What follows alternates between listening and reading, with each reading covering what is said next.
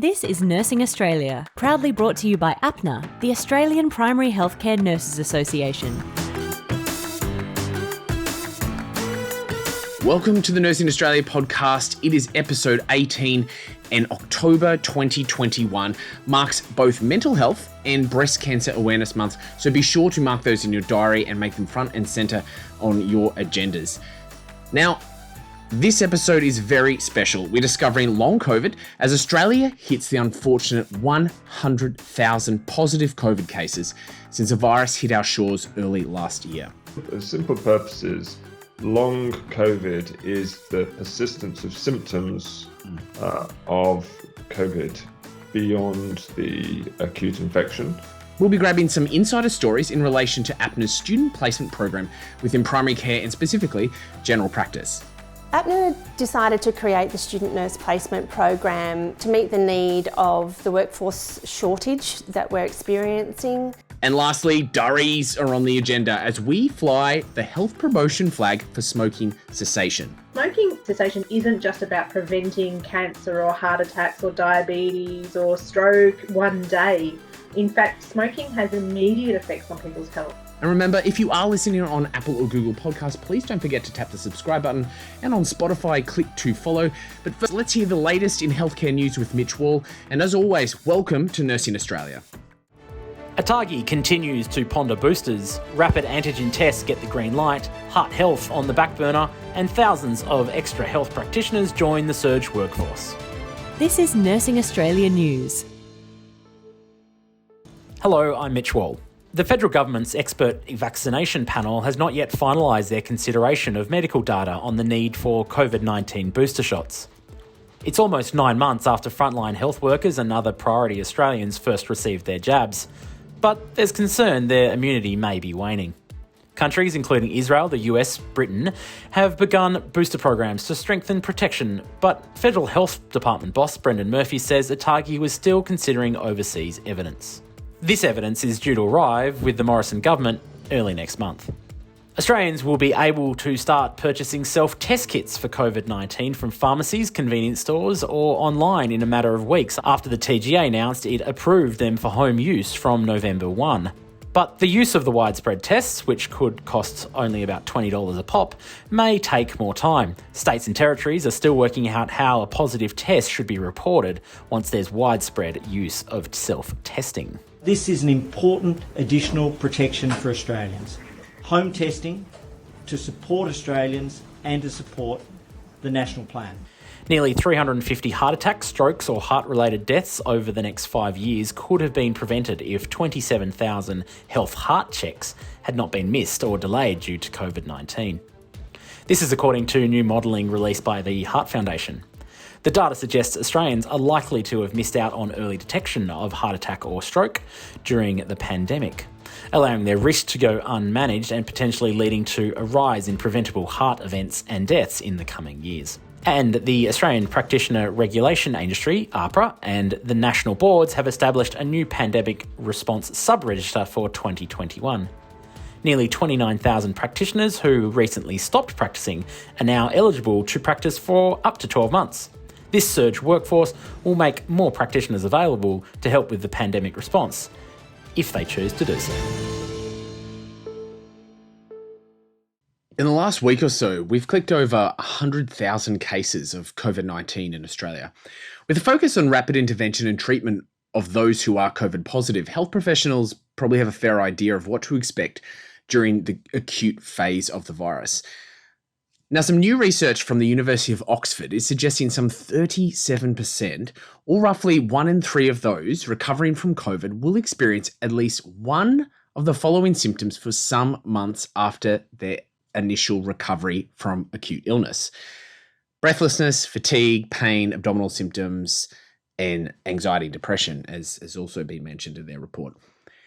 These symptoms are often coined as long COVID. Recently, I sat down with research professor Gisli Jenkins from the National Heart and Lung Institute in London to find out more about the concept of long COVID and what it means for our patients. So I just wanted to start by, do you mind defining for me or defining for us, what is long COVID?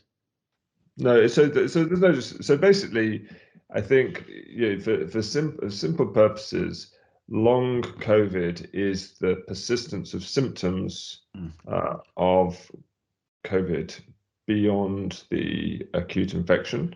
And so there are two variables that are problematic. So it's the definition of long. So what's the time point? And I think somewhere between 6 weeks and 3 months is considered, that would be long COVID. Are we still in sort of infancy phase as far as COVID is concerned? I think we are, certainly for the long-term effects. I think we're pretty clear now about the acute infection. We understand what causes the infection. We understand the sort of evolution over the first 3 weeks of the infection. We understand how to treat. So obviously in the initial phase, it's viral replication, which causes symptoms. But often by the time you get into difficulty with acute lung injury and the sort of hospitalization, severe end of the spectrum, that's inflammation. So that's not directly infection. That's the immune response. We call it hyperinflammation, and that's causing the damage. And then there's the slow recovery phase. And we so that we're pretty clear on. And we know that if you're going to have an antiviral, that needs to be given early. If once you're in hospital, you need an anti-inflammatory, and the dexamethasone and tocilizumab, which have both been shown to improve survival, are both anti-inflammatory. Whereas when we were starting out a little over a year ago, hard to believe, we didn't know whether steroids would make things worse because they would promote viral replication, or whether they would make things better. So in that respect, in the acute illness, I think we're pretty clear as to what is going on and how to make things better. But you're right, in the long-term consequences, long COVID, if you will, very early days yet. We know, for example, that the symptoms which linger most are fatigue and breathlessness. And we see that at about 3 months, about 60% of people who have been discharged from hospital are still feeling fatigue. Wow. Over 40% of people discharged from hospital are still feeling breathless. So what we don't know is the sort of how that reflects to non-hospitalized patients, because the denominator is harder to determine. You only know how many people have the symptoms, but a substantial number of people who never made it to hospital have got symptoms of breathlessness and fatigue. So we know these are the commonest symptoms of COVID which persist. Fatigue and breathlessness, fairly common broad symptomology. Is there a particular presentation that is unique to COVID patients, or post-COVID? Not really. No, I think so. For the long COVID patients, the ones that I've seen, the sort of it's not unique. The unique feature is that they have COVID, and Yes. then the breathlessness gets slowly worse over time, which is Slowly worse over time. Yeah, then in long COVID. So it doesn't get, so in the sort of traditional hospitalized COVID, you get breathless very quickly. So you have infection, you have your fever, cough for about a week, and then you get quite rapidly, breathless. It's not breathlessness at rest. It's so actually they can be quite hypoxic. That's one of the sort of the surprising things that we first noted about COVID. There wasn't persistent, there wasn't a lot of as much breathlessness as, say, there would be in a pneumonia. So people would be quite hypoxic, so clearly had a lot of lung damage, but they wouldn't be gasping for breath at rest. It was very much similar to what we call an interstitial process. So if we look at patients who have interstitial lung disease, chronic interstitial lung disease, fine, sitting on a sofa or watching telly, but you get them to walk up a flight of stairs and they can't do it because they're so breathless on exertion. So shortness of breath on exertion. Yeah, so it was much more that than sort of just general breathlessness. And what we see with some patients with long COVID is that they get more breathless on exertion. So again, very similar to an interstitial lung process. Now, in some cases, we find that there is an inflammatory interstitial lung disease which responds to steroids. But in many cases, we can't find at the moment what's the cause of this. And there are some interesting studies looking at using xenon MRI, for example. So it's an MRI scan of the lungs with using inhaled xenon gas, which is inert, as a contrast agent. And what's cool about that is it's taken up into the blood vessels, and you can measure how well that's taken up into the blood vessels and look at lung perfusion. And what we're finding is when everything else is normal in terms of the lung scan or the chest X-ray, that is quite wildly abnormal, showing that in patients who seem otherwise normal, they have impaired diffusion in their lungs, which is the commonest abnormality following COVID infection. Wow. And that's work being done by Professor Gleason at Oxford and Professor Jim Wild in Sheffield. And it's and we're looking at that because what it suggests is that the inflammation caused by the COVID damages the alveolar capillary barrier, and which is so. I don't know if your audience understands the sort of pathophysiology of the distal lung parenchyma, but the alveolar subunit is tiny, and the gap from the alveolus to the capillary is 2 microns, which is 1,000th the thickness of a shaft of hair, and that's easily damaged. And so that's what we're seeing. We're seeing so you can't. It's not widespread enough to cause obvious damage on a chest X-ray or a CT scan, but it's sufficiently damaged to prevent oxygen getting across, and that will make people feel breathless. What do you foresee? I mean, I guess if you were to predict in the medium to long term, what do you think would be the impacts, both on the healthcare space, but I mean broader? Like how big do you think this will become in the UK? Well, in the world, I think it's going to be a big problem. I mean, 200 million people have been infected with COVID. I mean, that's a lot of people. And if we take a conservative estimate, that say 25% of those people will have long-term breathlessness. That's a lot of people. I mean, we're 25%. Maybe it's hard to be precise. I mean, it's easier to look at hospitalization. If we take ballpark figures, so 1 in 8 people with COVID, which is, this is what people, I think, struggle to fully grasp. 1 in 8 people with COVID ends up in hospital.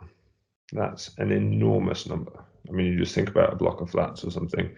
If that whole block of flats gets COVID, that's your local hospital full, essentially. I mean, that's the scale of the problem we're dealing with. Yeah. And then 40% of people hospitalized are breathless 3 months later. So that's so the scale of this problem is huge. Wow. What we're fond of saying in medicine is that a small percentage of a very large number is a very large number, but a large percentage of a very large number is an enormous number, and that's the problem. And what makes COVID such a uniquely dangerous virus is that its R rate, if left without any control, is so high. So it's very easily transmissible, but it has substantial healthcare consequences. Now, it's possible that with time, I think this is likely, the modelling suggests that with time that COVID will be no worse than the common cold, but that will require 10 years. How do you think vaccine hesitancy could be quelled, or how do you think that should be approached, I guess? This is straying way beyond my area of expertise. I think it's vaccine hesitancy is understandable. Mm-hmm. And so I don't think having an autocratic, paternalistic approach is the right approach. I think why not? Because I think that it often just reinforces the hesitancy. Because actually, the reason people are hesitant, I suspect, by and large, is because they don't trust the people who are giving them the message. So sort of doubling down on that is probably not appropriate. I think there are policy inducements which might be possible. We'll see how that works. The UK is trying to encourage vaccines in younger people by offering them some financial inducements. We'll see if that works. And of course, the people who have the most to lose and the highest to gain are the younger people. So, because their risk of severe illness with COVID is small, whereas their risk of relative, they may be more equipoise in the younger population, and it's also about reminding people that the vaccine isn't just about helping them; it's about helping their family, their elderly relatives. There's all sorts of. I mean, it's a very complex issue, which again, I don't have any real expertise in, so but there are ways around it, and I think trying to be positive about the vaccine is probably a good way, because it is the way out for the whole world. So if you would like to discover more on Professor Jenkins' research into interstitial lung disease post-COVID, or maybe read up a little bit more on the long-term impacts of COVID on the lungs, there are some links in the show notes of this episode that are worthwhile checking out. If you're a practice nurse, Aboriginal and/or Torres Strait Islander primary healthcare worker, or a DVA contracted community nurse, APNA, in conjunction with the Department of Veterans Affairs, are offering free education to help deliver the best possible care to patients enrolled in the Coordinated Veterans Care Program. If you have patients enrolled in CVC, you can now access these fully funded education modules specifically on chronic disease management and care planning. Nurses are the leaders of chronic disease management in primary care. By completing this education, you'll be able to coordinate an effective team approach and help support veterans with self-management and goals of care. To enrol in the program, head to www.apna.asn.au and click on the Your Profession tab to find out more. So the APNA Student Nurse Placement Program shines a light on primary healthcare for student nurses and helps really to future-proof the primary healthcare nursing workforce. APNA has been working with a variety of universities and tertiary institutions to provide really high-quality nursing placements for both undergrad and postgrad students in dynamic settings, including general practice, aged care, schools, community health, and other primary healthcare settings. The list goes on and on. This program's really exciting. It offers students, but also nurses who are working in that field, with a really enriching learning experience. And so I thought this episode of Nursing Australia, we'd step inside and take our listeners inside the world of the Student Nurse Placement Program, find out how it came about, and hear from those who have experienced it. APNA decided to create the Student Nurse Placement Program to meet the need of the workforce shortage that we're experiencing, to meet the need of the universities who often struggle to find enough placements for their students, and to promote the role of the primary healthcare nursing as a very viable option and career choice for nurses. When I get the allocation for a primary healthcare service for my placements, I was a bit confused because I thought it's not going to be that busy, I won't be learning that much. When I came here, I felt it's completely different what I thought, and I'm experiencing so many different things happening here, so I'm loving that. So I think this is a really good opportunity for the students to actually experience what it's like working in general practice. I'm very passionate about general practice, and I think it's a great career choice, again, for nursing students that normally wouldn't have that opportunity of seeing what our skills are like. When a student nurse goes to a primary healthcare setting, it's actually a really great opportunity for them to have a relationship with that practice or with that primary healthcare setting. One-on-one mentoring is really beneficial for a student because we have an instructor beside us throughout the shift.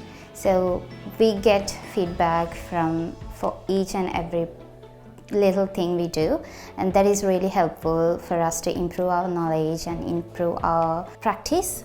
One-on-one mentoring is a really good opportunity for the nursing students to be able to consolidate, ask questions, be confident in what they want to learn, to try and get them ready for what life is like in general practice, because it's not the same as hospital, it's not that acute at times. I feel like primary healthcare is really beneficial to start the career because we get a lot of opportunities and we get a lot of time to learn things slowly.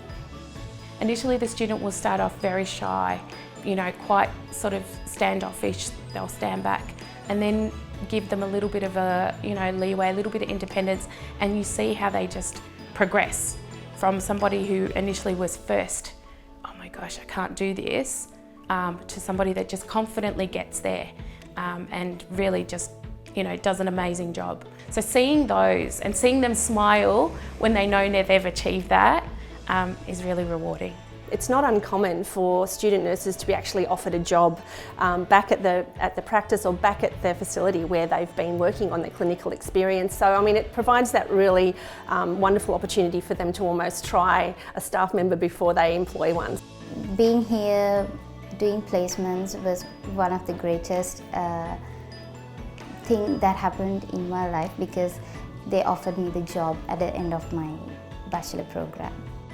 And it's about creating a pipeline of young nurses coming through the university system to be able to perhaps choose a career in primary healthcare nursing when they get to the end of their degree. 45% of nurses reported feeling regularly or sometimes isolated, alone or lacking support from other nurses in our 2019 workforce survey. So we've been cooking up your newest member benefit, the APNA online community. A space for members to seek support, advance their knowledge and share their own knowledge. The online community is not only a forum, but also a member directory, a news hub, an events calendar and a video library all in one spot. Head to www.apna.asn.au to log in and start using your new member benefit today. This podcast is brought to you by APNA, the Australian Primary Healthcare Nurses Association, and is only made possible by our members. Join today. Google APNA membership. Punching darts, having a cig, ciggies, durries, having a smoke, smoko, smoking, whatever you want to call it, it's very much still a thing. And giving brief advice to patients can really snowball into positive, tangible outcomes for smokers out there in assisting them to quit. I caught up with Dr. Sarah White from Quit Victoria for some tips on how health professionals can tackle these sometimes challenging patient interactions and how we can better promote smoking cessation. So smoking cessation seems to have fallen off the health promotion wagon in recent years. And I want to know, why is it vital that health promotion and messaging around smoking cessation continues? Well, it's a pretty simple answer for that one, because smoking is the leading cause of preventable death and disease. It is the single leading cause. And I think what we fail to appreciate sometimes as health professionals too is that smoking cessation isn't just about preventing cancer or heart attacks or diabetes or stroke one day. In fact, smoking has immediate effects on people's health. So if you have someone going in for surgery and they're smoking, they're going to have an increased risk of surgical site infection. They'll have an increased risk of complications from anaesthesia. They'll have reduced pain management. They're more likely to stay in hospital for longer, and we all hate length of stay issues, and they're more likely to be readmitted. So that's just a couple of the reasons why we actually really need to keep bringing smoking cessation to the top of what we do as health professionals. And in terms of evidence-based approaches or techniques or strategies for nurses that are out there in the community or are working in general practice, corrections, aged care, variety of settings, I guess, are there any, I guess, broad techniques or particular approaches that you would suggest are the best that research and evidence tells us these are the most effective ways of? Yeah, absolutely. So the most effective thing is actually a pretty fast, simple, and effective intervention called brief advice. So simply saying to someone, do you smoke? And then advising them that they should stop and why, and the best way to stop smoking, and then helping them access treatments is actually really effective. And in and of itself, it will cause about 2% of the people to stop smoking. That doesn't sound like a lot, but imagine if every practice nurse around Australia was giving this brief advice. So the way the conversation goes is simply this: do you smoke? Okay, so I have to tell you that it would be a really great idea to stop smoking because of your broken leg or your healing wound or you're having surgery or whatever. And the best way to try and do that is to combine something like quitline counselling with appropriate nicotine replacement patches or something like that. Can I help you do that right now? That's it. Even if people don't accept the offer of a referral for quitline or they don't want to use nicotine replacement therapy in any way, there will be a certain number of those people who go on to try and quit cold turkey and quit successfully. In doing some research for this, I'd asked some general practice nurses what their approaches are. And there was a fair amount of feedback that it sort of the consensus is it has fallen off the bandwagon. But an interesting point, which I'm curious for your insights on, is when you're in a situation, say you've got someone with complex chronic health conditions, complex psychosocial issues, and the key is, say, we have a chronic wound, and while we know that it affects wound healing, but it's really compliance is the key, getting them back to the clinic. And so I guess the feedback that I got was, well, sometimes it's best to not engage the smoking side because I'm worried that I'll lose their engagement and everything else will fall by the wayside. So how would you suggest we approach that? That's a really great question, and it's something we've heard plenty of times before. And in fact, we hear a lot when we work with people who are working in mental health settings. We use smoking to engage our clients. If we start talking about them, we might, really break that rapport. But what the evidence does show us is that most people who smoke want to stop. So smoking costs a lot of money. Even if people aren't worried about their health risks in the now and into the future, they sure as heck know about the wealth risks. So 80% of people want to stop smoking. Half of all people who smoke try every year to stop smoking.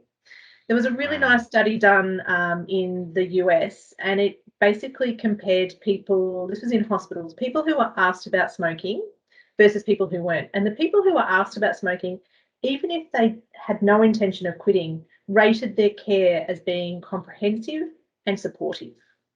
So our contention really is that there are very, very few people who will be put off by a non-judgmental, supportive advice and offer to help. And that's why that offer to help and to actually do something is so important as part of brief advice. Mm-hmm. And look, I get practice nurses are asked to do a heck of a lot. This is a really simple little conversation that you can have while you're dressing a wound or checking blood pressure or doing some of those things where you're building that rapport, just keeping it a really nice, non-judgmental, supportive, hey, I can help you with that, because most people actually do want help to try and quit. Yeah. And for those that require additional resources, not only for patients, patient information, etc., and then secondary to that, perhaps CPD, professional development resources for nurses, do you have any that you can suggest currently that are timely and up to date? Yeah, so we've got quite a few resources on the Quit website, quit.org.au, and people can go on there and do online training, get a little certificate at the end, or just read up some of the resources, order resources for their patients. But I'd really suggest people just have a go at using the Ask, Advise, Help, and it really is a pretty fast and simple and effective way to start a conversation up. Yeah, that's really effective, sage advice. Thank you so much. Actually, I have to ask this one, if you don't mind. As you know, from October, laws around vaping products are changing. Right now, nicotine products are illegal. However, that won't be the case. It'll be available with a doctor's prescription. Where are vaping products best placed or best used in the smoking cessation timeline, if you will? Sure. So nicotine vaping products are best used as a second-line treatment approach, and certainly after an approach of either varenicline or nicotine replacement therapy, and ideally a combination, so patches plus an intermittent form, gum, lozenge, that sort of thing. The challenge with nicotine vaping products is the evidence is still pretty limited on their effectiveness. Yeah. Most importantly, though, there are no TGA-approved products. So we actually don't have any data around quality, safety, and efficacy. But we do know there's still an addiction potential with nicotine vaping products. So they can help some people. If some people have tried everything else and they've failed, then probably nicotine vaping products can help when used in combination with behavioural intervention like quitline, but really reserved as a second-line treatment approach. Be sure to have a look in the show notes for links to handy health professional resources, and also head to www.quit.org.au for more information. Nursing Australia, the podcast for Australian nurses working together towards a healthier Australia. So coming up soon on the podcast, Nursing Australia presents Andrew Denton, a very special episode as we had the opportunity to sit down with him to discuss voluntary assisted dying and its impact on nurses and health professionals more broadly. Please keep your eyes out for that. It is coming in the coming weeks. If you are listening to Nursing Australia right now on Apple or Google Podcasts, please don't forget to tap the subscribe button for the latest updates. And if you are a Spotify listener, click to follow. I'm Matt St. Ledger. Thank you so much for joining us once again on Nursing Australia. Nursing Australia, the podcast for Australian nurses working together towards a healthier Australia. For more information, please visit us at www.apna.asn.au. Thanks for listening to Nursing Australia.